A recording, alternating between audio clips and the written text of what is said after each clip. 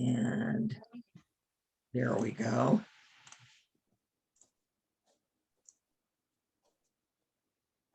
And here we are. So good evening, everybody. I'm going to try to get this window off the middle of my slide. Thank you for joining us for our June update. I'm Andrea Miller, and I am the founding board member of Center for Common Ground. Since we've got some new folks here tonight that I'm very excited to welcome, I'm going to talk a little bit about the history of Center for Common Ground, who we are, and then also what we are up to and where we are going, because our plans, we're really starting to solidify them for 2022. Center for Common Ground runs a number of campaigns. People who've been with us for a while know our Reclaim Our Vote campaign. That's mainly done with volunteers who are not in our focus states. We also have an internship program called Students for Justice, and they launched today. And I had the wonderful opportunity of addressing our new students. We also are running a Democracy Center campaign. Some of you may have read an article posted on the Progressive Mobilization listserv where they talked about wanting the DNC to put together the equivalent of community centers, which is something that the Republican Party is doing. Well, we've been doing democracy centers since late 2020. So we'll talk about that more later on as well. We also run the Vote Equality campaign, and the Vote Equality campaign is responsible for our RV, the Ruthless Vote Getter.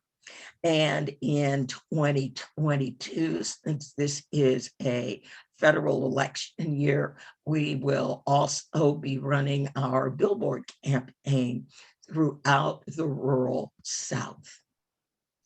Center for Common Ground has a very, very, very simple mission. We were founded to educate and empower underrepresented voters, think Black, Indigenous people of color in voter suppression states, think the South, Texas, and Arizona, to engage in elections. And when we are not in an election year or season, advocate for their right to vote. From 2021 until even this year, we saw 37 states introduce voter suppression legislation.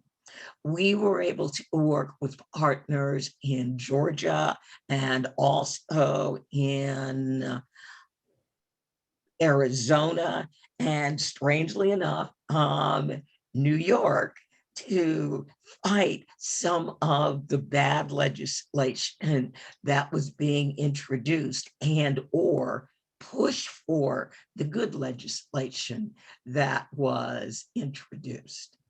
Together, the goal is that we build a democracy that prioritizes the voices of all people.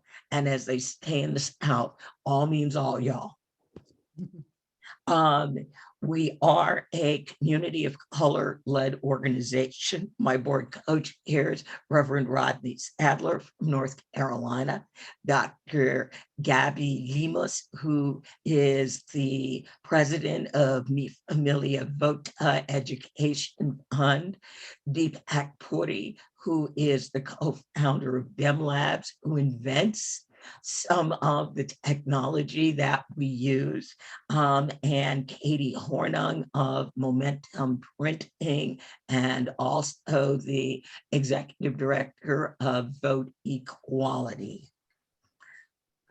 We have close to 47,000 volunteers right now, courtesy of the fact that we run elections in a rather odd way.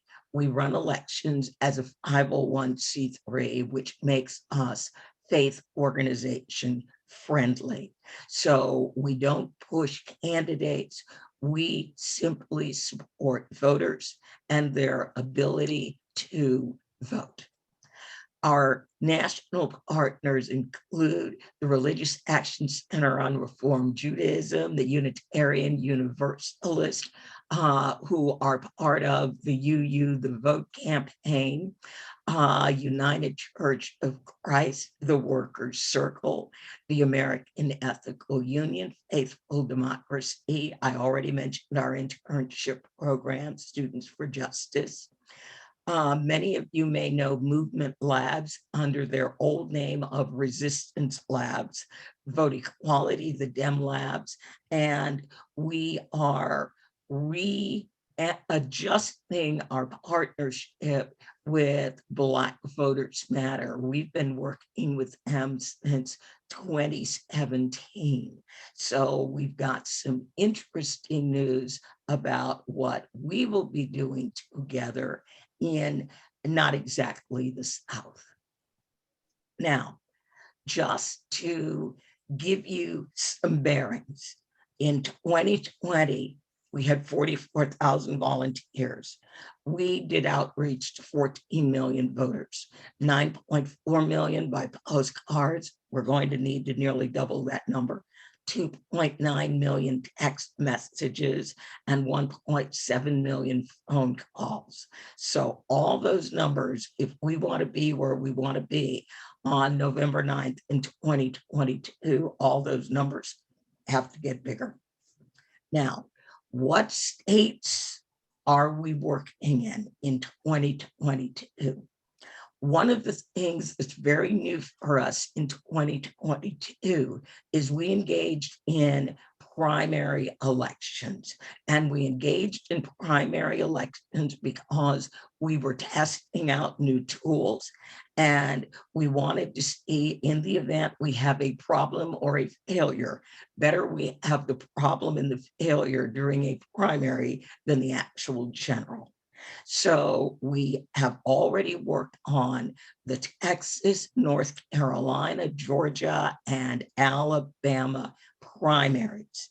Now, one of the other pieces of information on this slide is the percentage of BIPOC voting age voters, registered voters in each of our target states. For us to work statewide, the voting age registered voting population must be at least 20% BIPOC.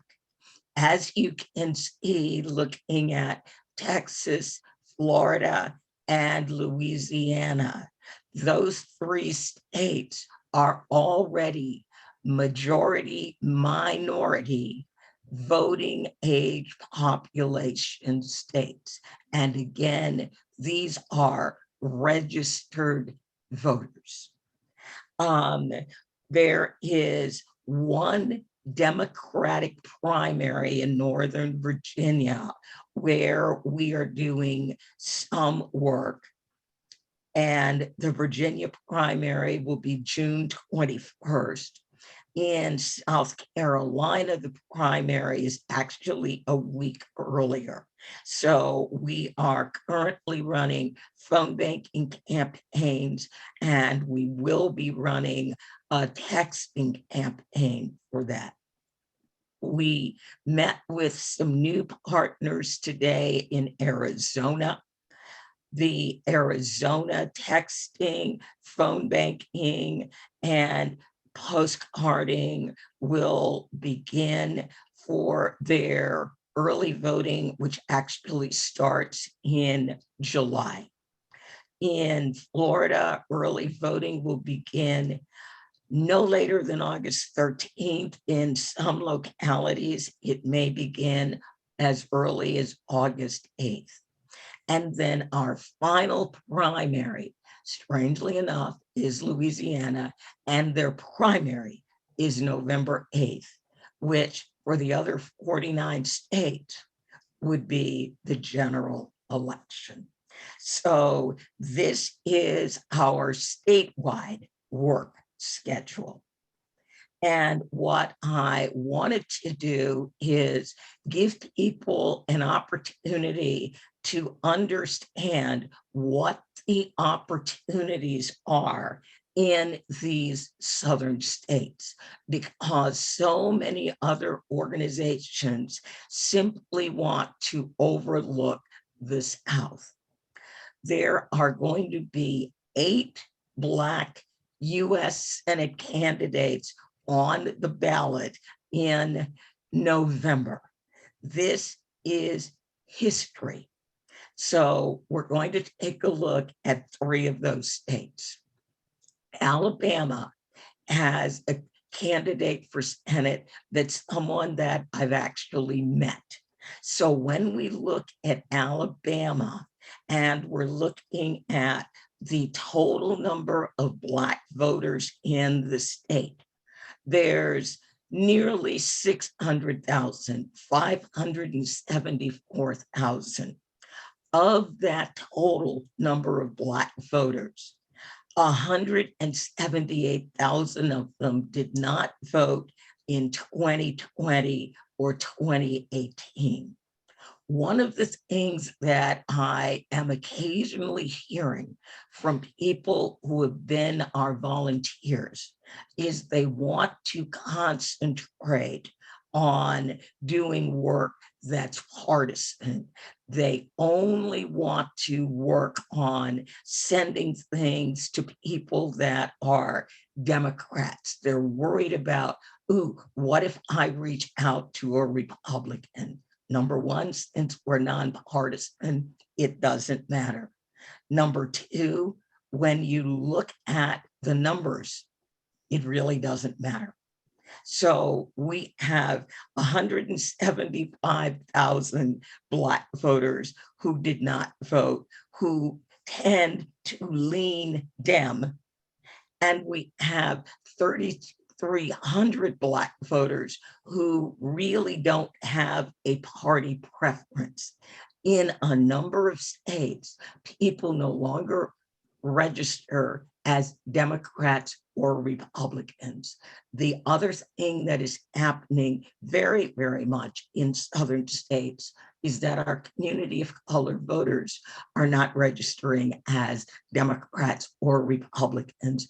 They're registering as either independent or unaffiliated. Our percentage of non-voting Black voters in Alabama is 31%. Normally, when we look at elections, it is very rare that we lose an election by 31%.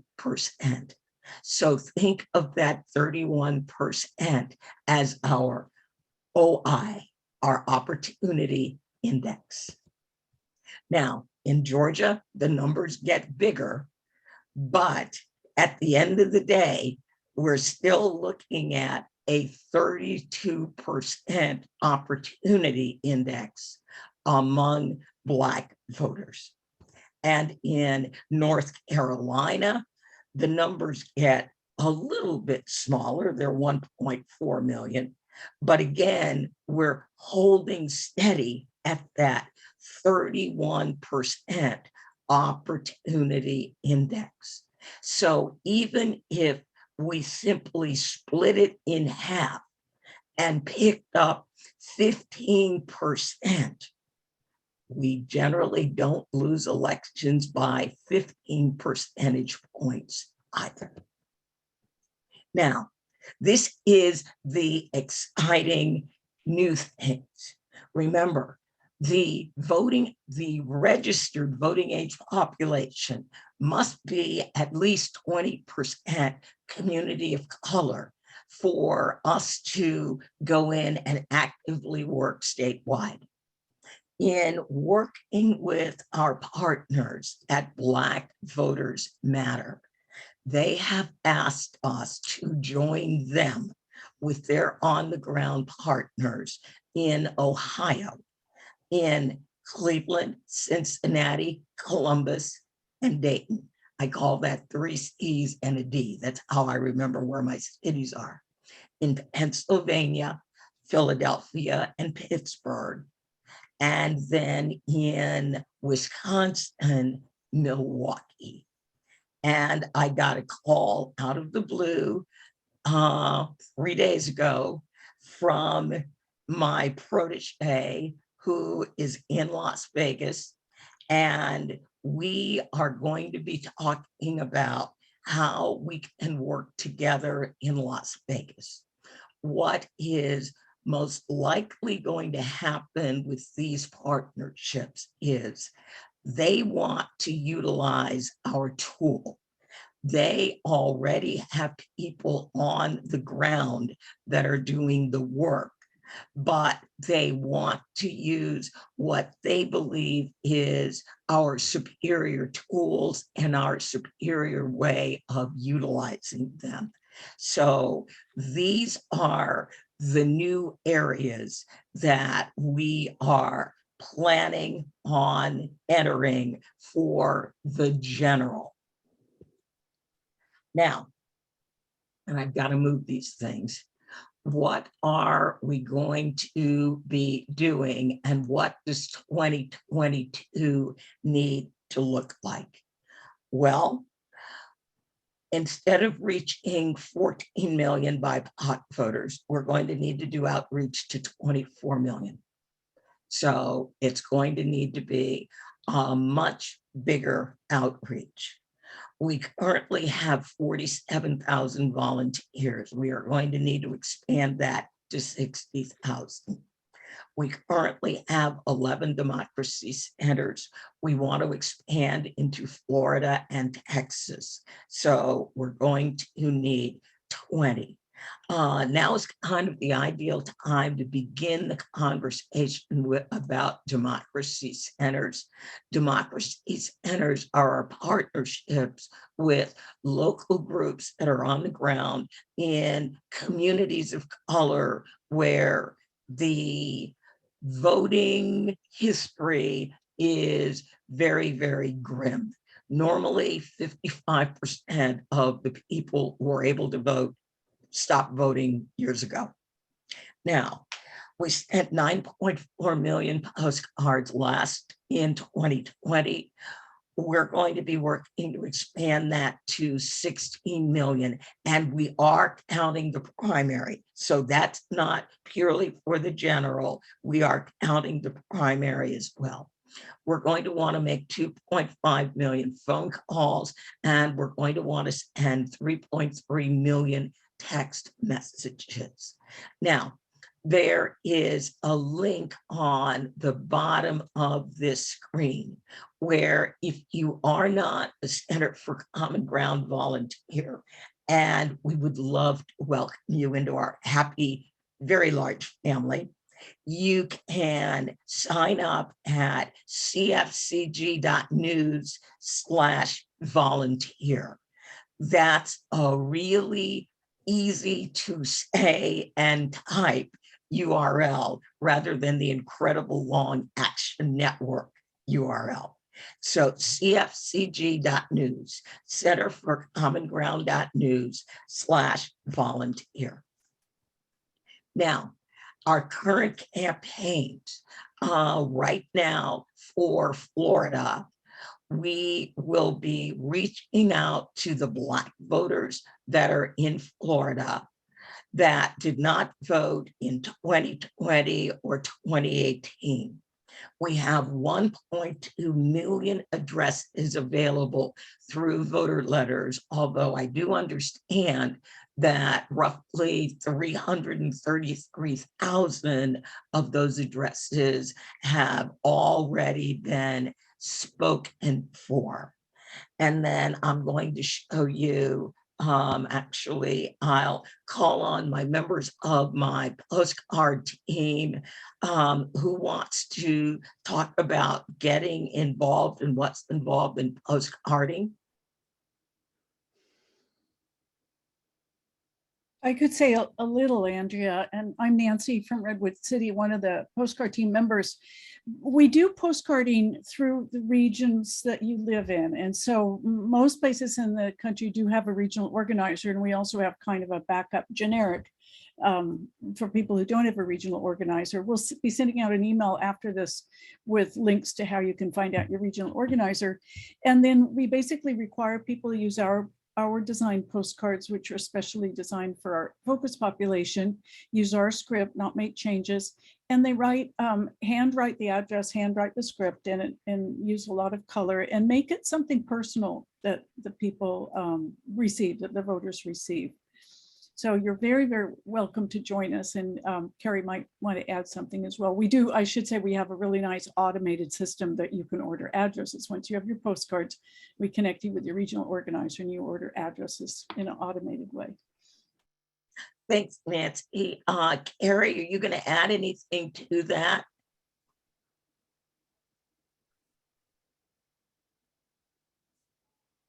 I think Carrie. You're muted, Carrie.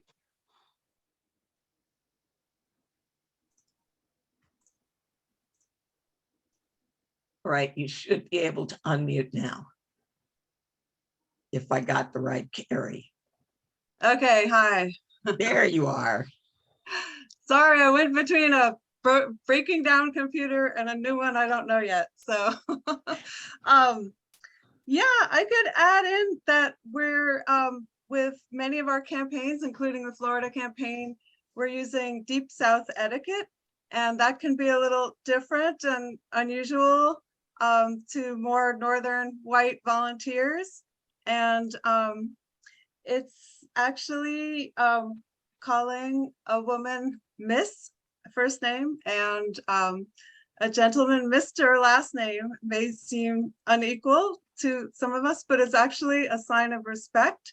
There's a lot of history, and we're working on a document to explain that, but a wonderful volunteer of ours wrote a letter, and she grew up in Alabama, and she wrote a wonderful explanation. So we're going to make that available and accessible.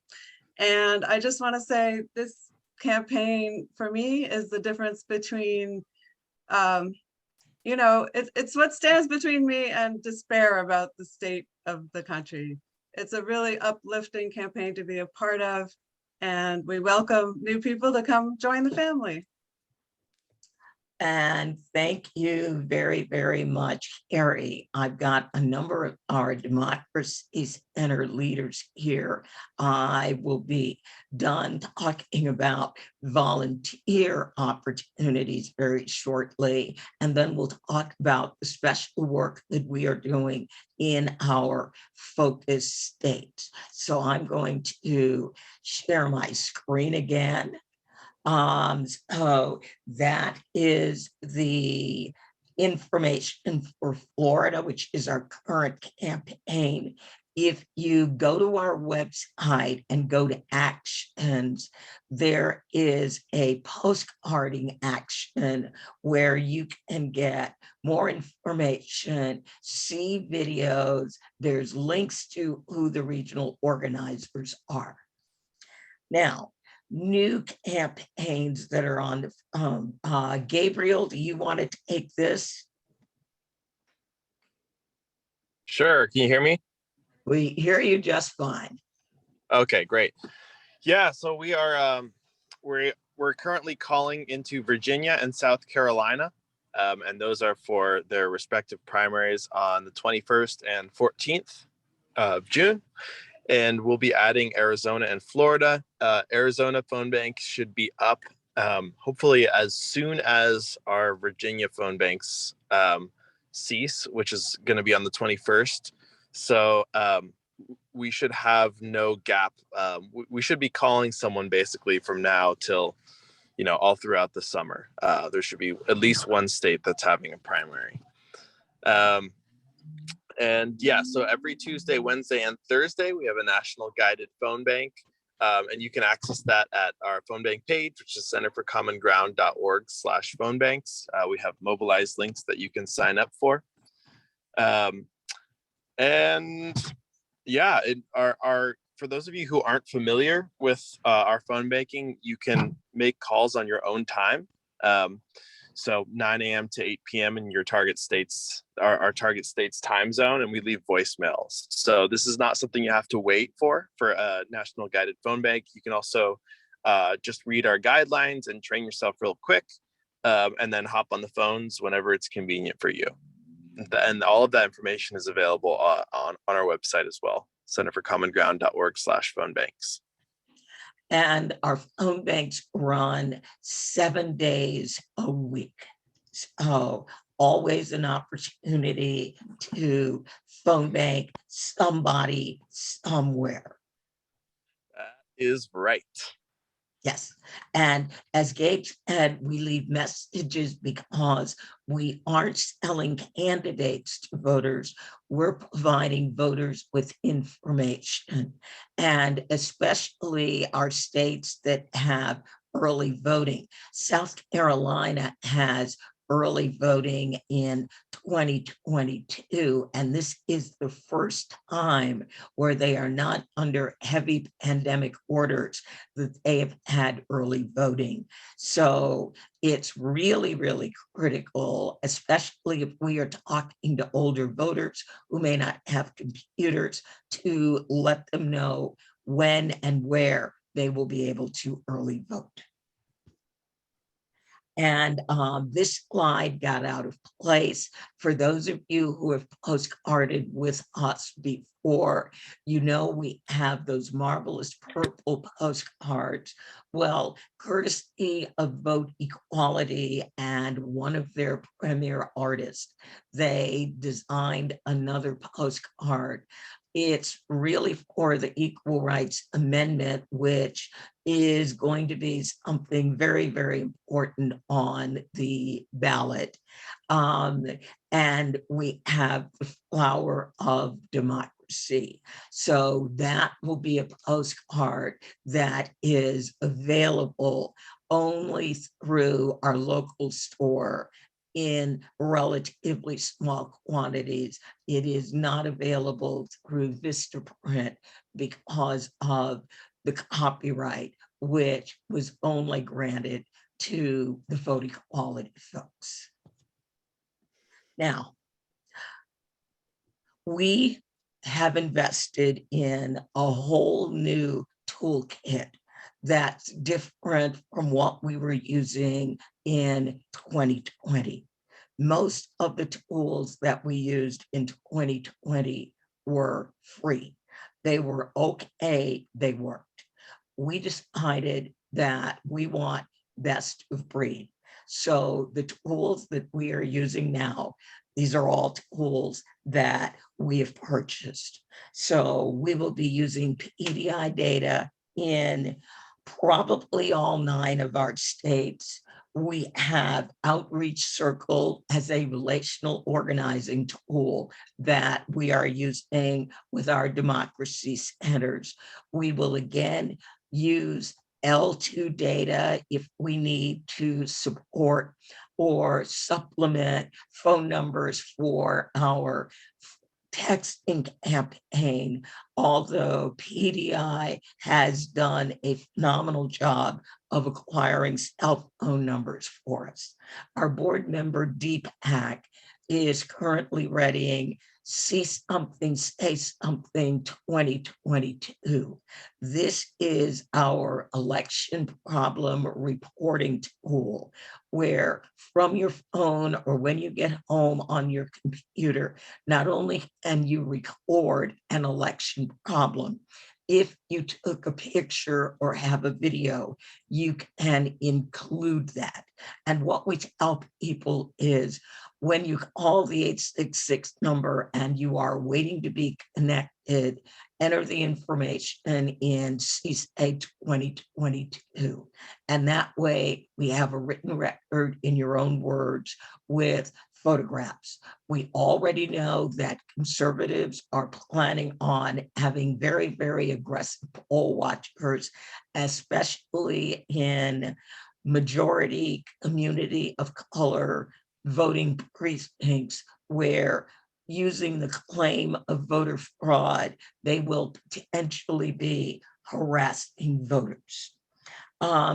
We also invested in a tool where we can track legislation and keep our on-the-ground partners up to date on where bills are going through their state. And then we also have the ability to build advocacy alerts for our partners. So those are the tool sets that we will have for 2022. Now, because we are planning on texting into 9 states, and we know we will have at least 9.3 million cell numbers, our goal is to text 3.3 million voters, which kind of blows a hole in our budget, since texting all by itself will now be close to $100,000. It comes out to $99,000 because it's 3 cents a text. What's $1,000 between friends? When we are texting voters, again, it will be information texting. What information do they need about voting? Do they need information about photo ID? Do they need to know where they vote? And I just grabbed a screenshot of the graph from the administrator section of Spoke, where it shows most people were saying, hey, just send me everything. So if you know where I vote and what photo ID I need, and you can give me a link where I can get information about the candidates, I'm down. Send me all of it. We already talked a little bit about, we are moving, and in many states, Virginia, Georgia, North Carolina, Alabama, we have already acquired PDI. And when we are working in Texas and Florida, we want to be able to identify country of origin for our Hispanic and AAPI voters. We also want millions of cell numbers that PDI consistently works to add. We also want browser dialing. So all those things are very important to us. If you've never seen the back end of PDI as a voter file, this is what it looks like when we begin to make our selection for these are the voters that we want to engage. And this will just be very, very quick. This is just letting you see something, say something. This is what people will see on the screen. And then it generates this. This is an image of what was reported in 2020. Carol, can you put your question in the chat, please? Thank you. All right, what I'm going to do is I will, perfect timing, entertain questions right now about our plans and what the work is that we want and are going to need people to help with. Team, can we help? Yes. Oh, all right. Yeah. And there was a question, what's PDI and L2? These are programs that we use. PDI and L2 are, most people have heard of NGP van. NGP van is no longer American owned. Since it is not an American product, it is a British product. We prefer to have our voter data from an American company. So that's one of the reasons we're making the switch. Yes. Oh, health equity and gun violence is nonpartisan. So if the states have indicated that gun violence, health care is a major issue and is of interest to voters, then those items are definitely going to be in the script. We're going to tell people they will have an opportunity to vote for ending gun violence or achieving health parity. So again, we do not tell the individual states what their issues are. They tell us. We met with a group this afternoon. It's called Common Defense, and it's a group of veterans who do phone banking and text banking and some postcarding. And it gives us the ability to say, this is what we want to do. So, yes. And Stephen, are you on a computer? Can you put your question in chat? I see your hand up. If not, all right, I'm going to ask you to unmute. So Stephen, you can unmute now. Okay, I did. Yeah, I put in the chat, Andrea, and hello. A real significant problem in the newly configured 8th congressional district, where the primary is ongoing. The last day to vote, of course, is June 21st. And that is, Fairfax County has yet to notify people what congressional district they're now in. I suspect, and so does everybody else, that most of the people who have been redistricting are not redistricted are not aware of that. And for example, where I live in Mason District section of Fairfax County, 12 precincts have been moved from the 11th to the 8th, just in this one magisterial district. And that's two, and then similarly, people have moved the other way from the 8th to the 11th, but people have not been advised as to that.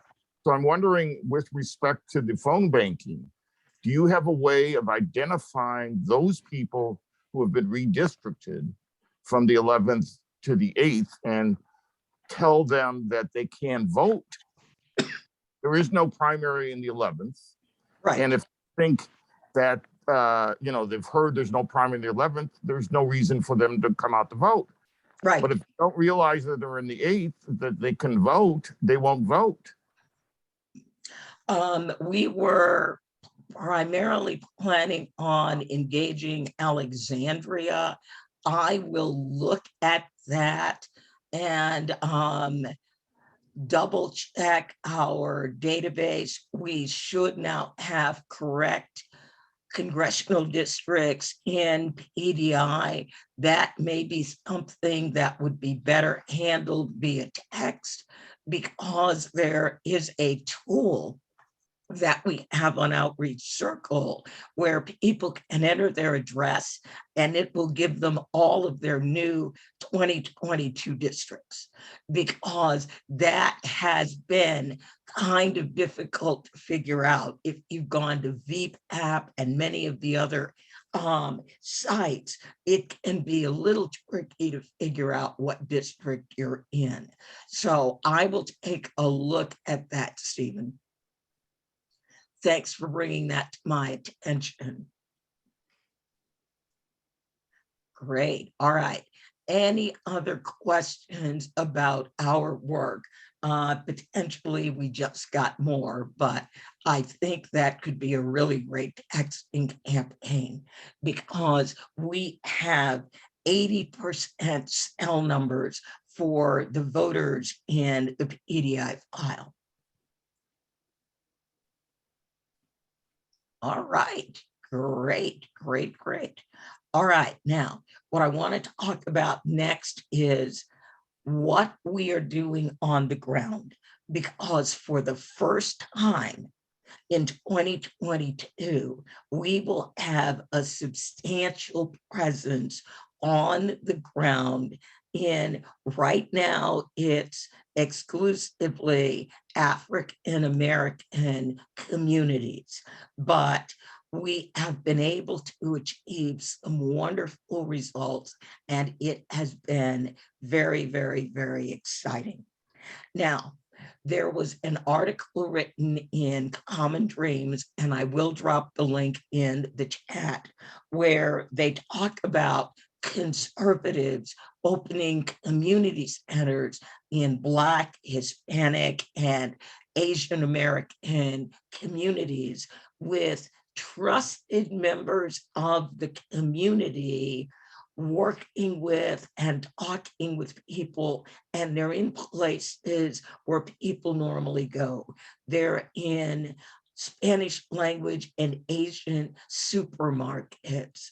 And our democracy centers are exactly the same thing. They're in churches, African American history museums. They're in food pantries. They're places where community members in communities that are non-voting tend to naturally go. So they're located in BIPOC communities, and right now they are only in African American communities, where more than 55% of eligible voters are no longer voting. Voters are 0 for 3, which means they haven't voted in the last 3 federal elections, or 1 for 3, meaning they're presidential only voters. Now, in most states, being 0 for 3, if you don't vote in the 2022 election, is probably going to result in you being purged. So that is another very important reason to do outreach to these voters and try to encourage them to vote. Now, democracy centers are local. They are staffed with local paid staff, and they are year-round, meaning they operate in January after the election is over, and they are still operating in August, way before the next election is due to begin. One of the tools that they have in the democracy centers is they have Outreach Circle. Outreach Circle is an app that operates on their phone or on the computer, and it has voter registration, restoration of rights, and everything has been customized to definitely their state, and in some instances where necessary, their area. Not only is there information about voting, but there's a lot of information about what the community needs, where they can get free COVID test kits, where they can get Paxlovid and Evishield. There's just anything that we get that we think community members might want to know this, we put it on Outreach Circle. We also are including on Outreach Circle community surveys, since most of our democracy centers either host events or attend events. Right there on their phone, they're able to survey community members about what the most important issues are. And in some instances, they may even be able to give them information if one of their issues is broadband, on how they might be able to get very, very low cost broadband as well as a tablet. So again, trusted members of the community providing information to the community that is not only about voting, but it is about things that can be very important in their daily lives. All communities are different. When we look at African American communities, even in the same state, they don't all have the same issues. So these are sample palm cards that our Democracy Center leaders, after speaking with community members, send us and say, this is what's important to our community, and this is what we want to put on the palm card. So in Roanoke, which is in Southwest Virginia, gun violence, prison reforms, and the agriculture actually belongs to South Side. I pasted it on the wrong one. It should be under South Side. In our rural community, economic security, healthcare for all, education access. In the city of Richmond, cannabis money, prison rights reform. And then I grabbed the state of Alabama, prevent evictions, broadband, and restoration of rights. Literally on every palm card that we've made, broadband has been an issue. So we're working on getting where you can get these $11 tablets and low-cost broadband. This is where you can get it in your community. That information can easily be shared with other community members via email, via text message, or you can just show it to them and allow them to sign up right from your phone. So we've already talked about what Democracy Centers do. Our Democracy Centers, like the other side, they are data-driven. So when our Democracy Center leaders are canvassing, if they want to do voter registration, we can tell them where non-registered voters live. If they just want to knock on all the doors in a community and have those conversations, they can record the results of their surveys while they are at the door. One of the things that we have found very, very important was people want to have the feeling that they have been heard. And it is amazing seeing the reaction of people when someone knocks on their door with one of these palm cards in their hand, and all the faces on the palm card look like theirs. And they're like, oh, people are very, very willing to have a 5 or even a 10-minute conversation with the person at the door who wants to know, can we talk about what's going on in our community? And again, the listing of where we have Democracy Centers. We have them in very rural areas. Selma, Alabama, Hawkinsville, and our Democracy Center leader from Hawkinsville is there. Monroe, North Dakota, Roanoke, it's kind of urban, rural. We are in urban, rural areas. Florence, while it's a city, it's in the middle of South Carolina. It is almost rural. So again, when people say their vote doesn't matter, what they're saying is nobody has heard us, and it doesn't matter who we elect, our life never gets better. We work with communities to figure out, are there some issues where we don't need elected officials to vote on something or make decisions? We can start tackling this problem together. And let's see, what is this?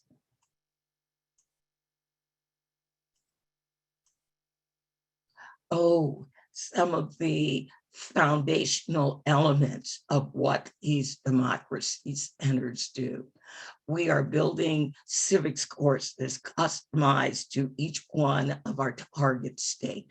We already talked about voter registration, voter ID assistance for our partners at Vote Riders. I'm going to call on our National Democracy Center leader, Frank Mosley, to talk a little bit about the financial literacy course that he will be offering on June 7th. And of course, we make sure folks in the democracy centers, if they want a phone bank or canvas or run texting parties, they have all those skills.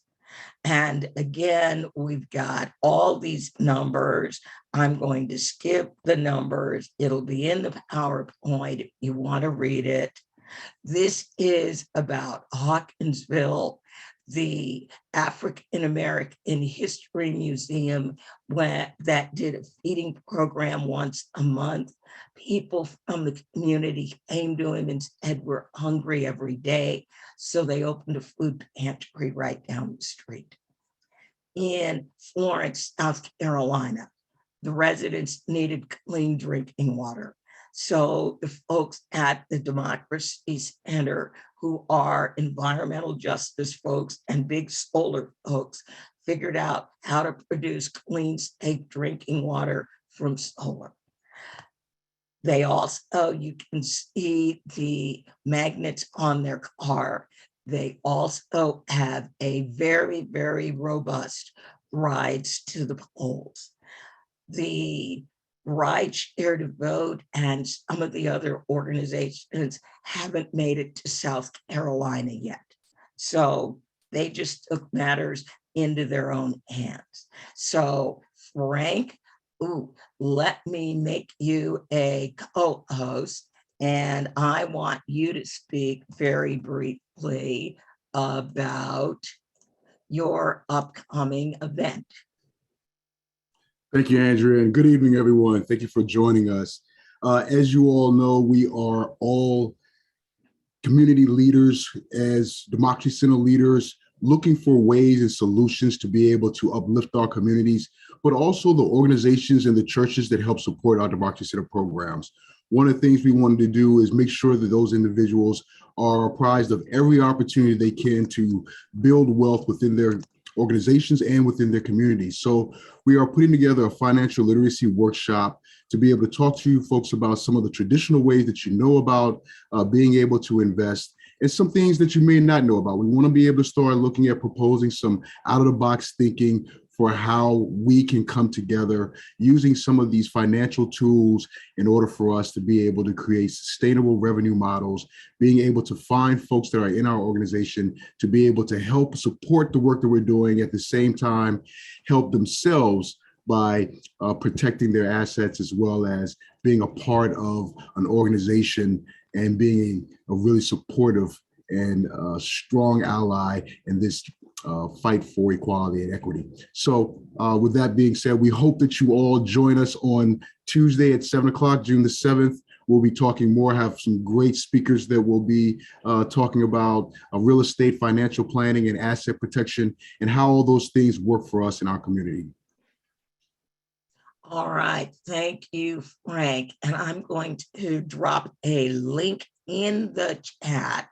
And this is the link where you can sign up for our upcoming events. And so Frank's event is there. And then our next event will be with Florida State Senator Chevron Jones of Operation Blackout. And so they will be at least one of our on-the-ground partners in the great state of Florida. So I'm delighted. We got all that in right in an hour. So I would be happy to entertain any other questions that anyone may have.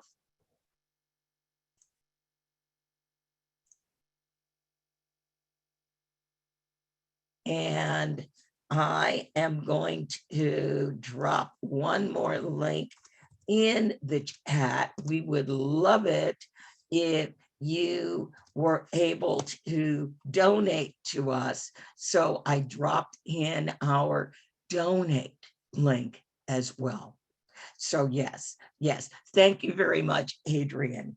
We realize that, again, people have stopped voting because they aren't seeing how it's going to make their life better. They've said, I voted for Democrats, I voted for Republicans. They told us that in Alabama in 2017. If there's still sewage in my backyard, the next time I vote, it'll be for whoever helps me get the sewage out of my backyard. So again, we took that message to heart, and we work with people. What is going on in your community? What do you need to fix? Has it already been addressed? Or what can we come up with to start working on this problem? And normally, this is all that people need.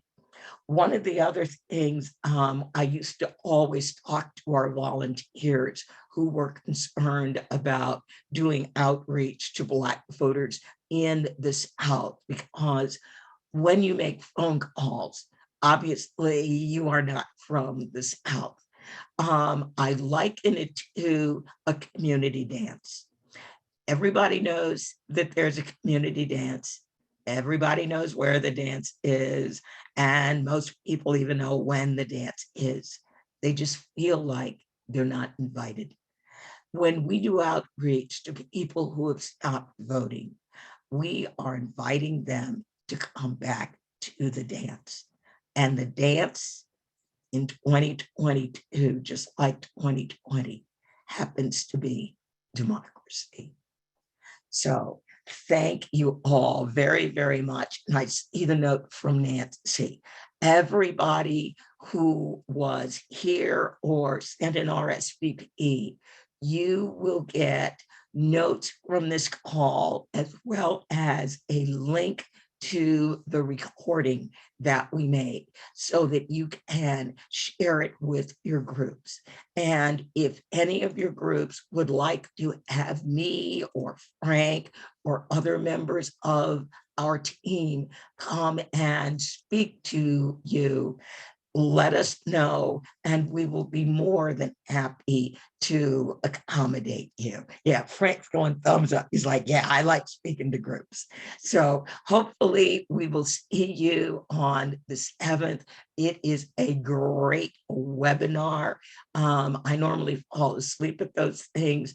I actually stayed awake at this one, and I actually learned something. It was really, really cool.